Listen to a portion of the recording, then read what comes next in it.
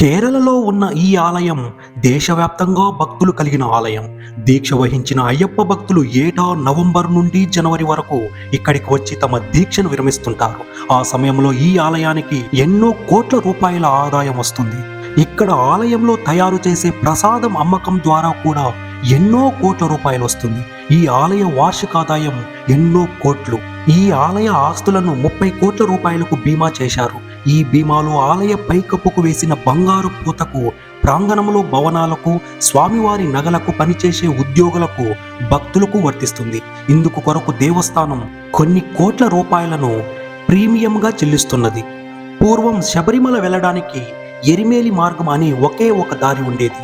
నెలసరి పూజలకు, ప్రత్యేక పూజలకు ఆలయ సిబ్బంది తాంత్రి, మేల్ శాంతి ఈ మార్గంలో వెళ్ళి వచ్చేవారు.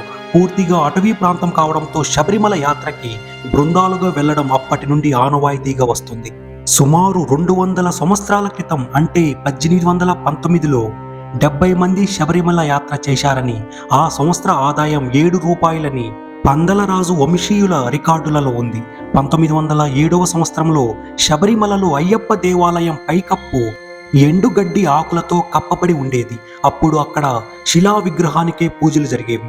1907, 1909 మధ్యకాలంలో దేవాలయం అగ్నికి ఆహుతి కావడంతో మరలా దేవాలయాన్ని పునర్నిర్మించినట్లు తెలుస్తుంది.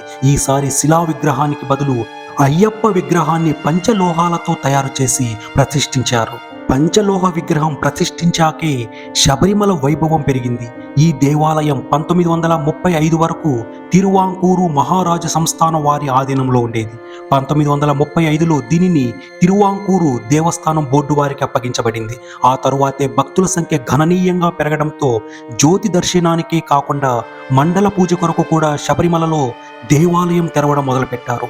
చాలక్కాయ మార్గం, వడిపెరియారు మార్గం ఏర్పడిన తరువాత పంబా ప్రాజెక్టు నిర్మాణంలో శబరిమలకు వచ్చే భక్తుల రద్దీ పెరిగింది. అనంతరం 1945వ సంవత్సరంలో నుండి భక్తుల సంఖ్య ఇంకా పెరగడంతో విషు, పంకుని, ఉత్తారం, ఓనం వంటి పండుగ దినాలలో కూడా తెరవడం ప్రారంభించారు.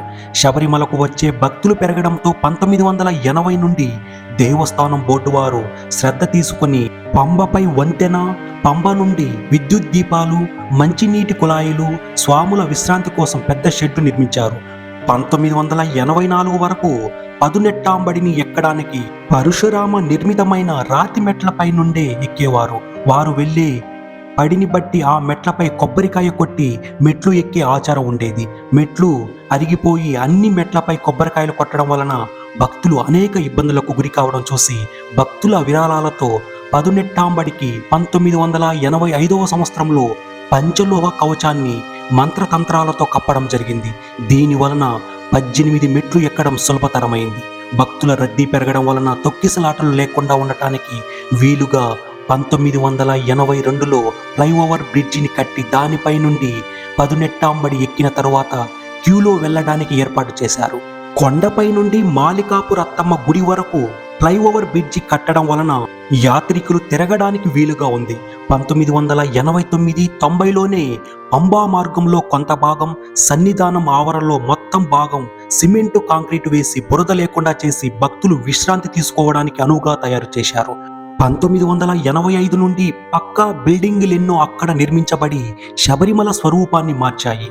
బెంగళూరుకు చెందిన భక్తుడొకరు శబరిమల గర్భగుడి పైన చుట్టూ బంగారు రేకులతో తాపడం చేయడానికి పూనుకుని 2000 సంవత్సరంలో పూర్తి చేయడంతో శబరిమల స్వర్ణ దేవాలయంగా మారింది.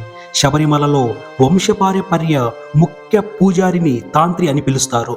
పరశురాముడు పూజ కొరకు ఆంధ్రాలోని తూర్పు గోదావరి జిల్లాలోని హరిహరుల కలయిక జరిగిన ప్రదేశమైన ర్యాలీ గ్రామంలో ఉన్న భట్టు రాజుల వంశీయులను తీసుకెళ్లారని చెబుతారు.